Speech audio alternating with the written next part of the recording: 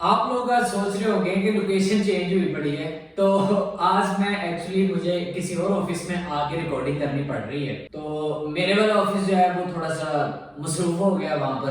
तो मैंने कहा चले कोई बात नहीं। तो आज आवाज भी यहाँ पे बहुत सारी गूंज रही है, तो मुझे पता है थोड़ी सी डिस्टर्बेंस पैदा हो रही होगी आपके लिए। गुजारा करें, कोई मसले की बात नहीं है। आज का मेरा जो टॉपिक है वो फिनलैंड के ऊपर है, जिसके अंदर मैं आपको बताऊंगा कि आप लोग फिनलैंड का अपना वीजा केस खुद कैसे रेडी कर सकते हैं बगैर किसी एजेंट, बगैर किसी कंसल्टेंट के। और वहां पर आपको पता है कि पिछले दिनों से बहुत सारी खबरें हर जगह जगह पे हर बंदा सुन रहा होगा इसकी कि फिनलैंड के अंदर बहुत सारी जॉब वैकेंसीज इस टाइम के ऊपर अवेलेबल है, जो कि स्किल्ड पर्सन के लिए भी हैं, अनस्किल्ड पर्सन के लिए भी हैं। वहां पे एक तो ये होता है ना कि बंदा चलो टूरिस्ट वीजा के लिए कहीं जाता है और बंदा बोलता है कि यार मेरा तो वहां पे कोई ताल्लुक वाला नहीं है, कोई रहन सहन का कोई सिस्टम नहीं है, तो मैं जाके वहां पे जो है वो जॉब कैसे तलाश करूंगा। तो देखिए, आप उस कंट्री का क्यों नहीं विजिट वीजा अप्लाई करते जहां पर इतनी ज्यादा जॉब अपॉर्चुनिटीज मौजूद हैं, जहां की गवर्नमेंट ने पिछले दिनों ऐलान किया था कि आप आए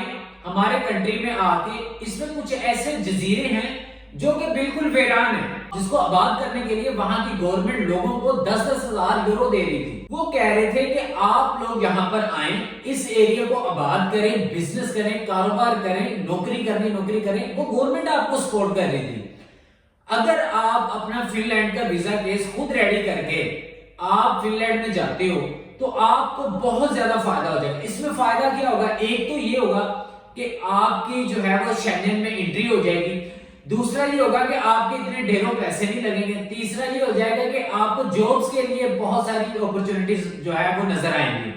जॉब लेने के लिए बड़ी आसानी हो जाएगी आपके लिए। आज मैं आपका वक्त जाया किए बिना मैं फिनलैंड के ऊपर बात करता हूं कि आप लोग बगैर किसी एजेंट या बगैर किसी कंसल्टेंट के अपना वीजा केस कैसे रेडी कर सकते हो। आई नो कि यहाँ पे आवाज का बड़ा प्रॉब्लम है, सही नहीं आ रही होगी, तो बाकी आप बेफिक्र है, कल इंशाल्लाह अपने ही ऑफिस में रिकॉर्डिंग करेंगे। बाकी अगर इसमें कोई आवाज की कोई प्रॉब्लम आ रही है आपको, तो मैं इसका रीशूट भी आपको दे दूंगा, वो कोई मसले की बात नहीं है। सरकारी नाम जो है वो इसका फिनलैंड है, दारुल हुकूमत इसका हेल्सिंकी है, महल्ले को इसका नॉर्वे, रूस, स्वीडन से सरहदें इसकी मिलती हैं। आबादी इसकी 55,36,000 है। सरकारी जुबान इसकी फिनिश है। करेंसी यहाँ पे यूरो चलती है।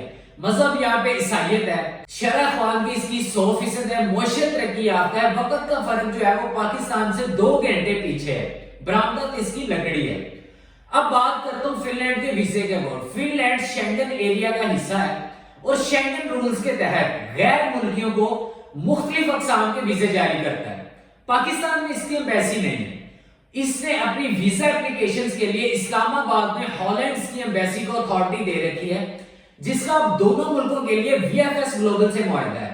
आप फिनलैंड के वीजे के लिए वीएफएस सेंटर पर वीजा दरखास्त जमा करवाएंगे, जो कि इसे हॉलैंड एम्बेसी भेजेंगे और वहां से ये इमिग्रेशन डिपार्टमेंट फिनलैंड जाएंगे।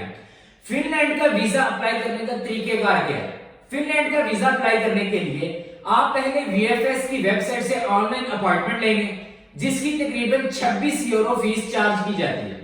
आप वेबसाइट पर अवेलेबल अपॉइंटमेंट बुक करके अपना वीजा अप्लाई कर सकते हैं। 26 यूरो आपने ऑनलाइन ही पे करने, जो कि वीएफएस की फीस है। जब अपॉइंटमेंट वाले दिन आप अपने डॉक्यूमेंट्स वगैरह जमा करवाएंगे, आपने सिर्फ वीजा फीस वहां पे करनी है। फिनलैंड की वीजा फीस 80 यूरो है। ये पाकिस्तानी करेंसी में आपको अदा करना होती है। आजकल यूरो तकरीबन 305 रुपए का है, तो आप उसको कैलकुलेट करने के पाकिस्तानी हिसाब से कितने पैसे बनते हैं। इसके अलावा वीएफएस सेंटर 1000 विद फीस अलग से चार्ज कर रहा है। बाकी वीएफएस ग्लोबल के अपने चार्ज होते हैं। अपॉइंटमेंट लेने के बाद वीजा फॉर्म आपने नीदरलैंड की ऑफिशियल वेबसाइट पर ही फिल करके उसका प्रिंट निकाल लेना है। उसका लिंक जो है वो डिस्क्रिप्शन के अंदर आपको मिल जाएगा। इसके बाद अपनी फाइल रेडी करें। अपने मुकर्रर टाइम पर एप्लीकेशन सेंटर जाकर इसे जमा करवा। फिनलैंड के शेंगन वीजा के लिए जो डॉक्यूमेंट्स हैं वो कौन कौन से हैं? एक तो हो गया ऑनलाइन पूरा किया गया वीजा फॉर्म का प्रिंट। उसके बाद 3 हल्के बैकग्राउंड के साथ पासपोर्ट साइज तस्वीरें। कम से कम 3 माह के लिए वैलिड आपका पासपोर्ट होना चाहिए। कोरल लेटर और मुकम्मल ट्रैवल प्लान वो भी आपको चाहिए होगा। नादरा से जारी शुदा एफआरसी आपको चाहिए होगी, जो फैमिली रजिस्ट्रेशन सर्टिफिकेट होता है। शेंगन ममालिक के लिए वैलिड कम से कम 30,000 यूरो की ट्रैवल हेल्थ इंश्योरेंस पॉलिसी आपने करवानी है, जो कि 6-7 हजार में आपको मिल जाती है। उसके बाद होटल बुकिंग और डायरेक्ट रिजर्वेशन आपने करवानी है। वीजा फीस की रसीद आपको चाहिए होगी। उसके बाद कोरोना वैक्सीन सर्टिफिकेट आपको चाहिए होगा। 6 माह की बैंक स्टेटमेंट और जायदाद के मलकीती प्रूफ आपके पास होने चाहिए। अपना कारोबार है तो इनकम टैक्स के कागजात, रजिस्ट्रेशन और चैम्बर का सर्टिफिकेट आपको चाहिए होगा। नौकरी की सूरत में 3 माह की सैलरी स्लिप्स और मुतलका अथॉरिटी से मंजूर शुदा छुट्टी का सर्टिफिकेट चाहिए होगा। एम्बेसी जरूरत महसूस होने पर इंटरव्यू के लिए आपको कॉल कर सकती है। मजीद डॉक्यूमेंट भी आपसे तलब किए जा सकते हैं। आप अपने तयशुदा वक्त से कम 2 माह पहले वीजा के लिए अप्लाई करें। तो ये फिनलैंड के ऊपर एक रिक्वायरमेंट थी, इसके लिए आप सभी को अपना वीजा केस खुद रेडी करके आपको इसका टूरिस्ट वीजा के लिए अप्लाई करना चाहिए। कोई इतने ज्यादा चार्जेस नहीं है, कोई इसमें लाखों रुपए आपके लगने वाले नहीं है। तो मेरे ख्याल से आपको अप्लाई करना चाहिए, क्योंकि वहां पर जॉब वैकेंसीज बहुत निकल के आ रही हैं। जॉब अपॉर्चुनिटीज इतनी है पिछले 2-3 सालों से कि वहां पर लेबर शॉर्टेज इतना ज्यादा हो गया है कि वहां की गवर्नमेंट जो है वो ऑफिशियली अपने वेबसाइट्स के ऊपर अनाउंस कर रही है और रिक्रूटमेंट एजेंसियों को बोल रही है कि भैया लड़के लेके आओ। कोई टैलेंटेड स्किल पर्सन जितने भी लोग हैं, अनस्किल्ड लोग हैं, तो इस चीज के कोटे उसने बहुत जारी किए हैं, तो उनको बहुत सारे लोगों की वहां की जरूरत है। तो अब इसके अंदर आपका ये भी बहाना नहीं चल सकता कि सर हम विजन वीजा अप्लाई करके चले तो जाएंगे, लेकिन वहां पे हमें जॉब फाइंड करने में बड़ी प्रॉब्लम्स आ जाएंगी। लेकिन यहाँ पर आपको जॉब के लिए कोई मसला नहीं आने वाला, क्योंकि एक जगह के ऊपर ऑलरेडी इतनी ज्यादा जॉब्स अवेलेबल हैं।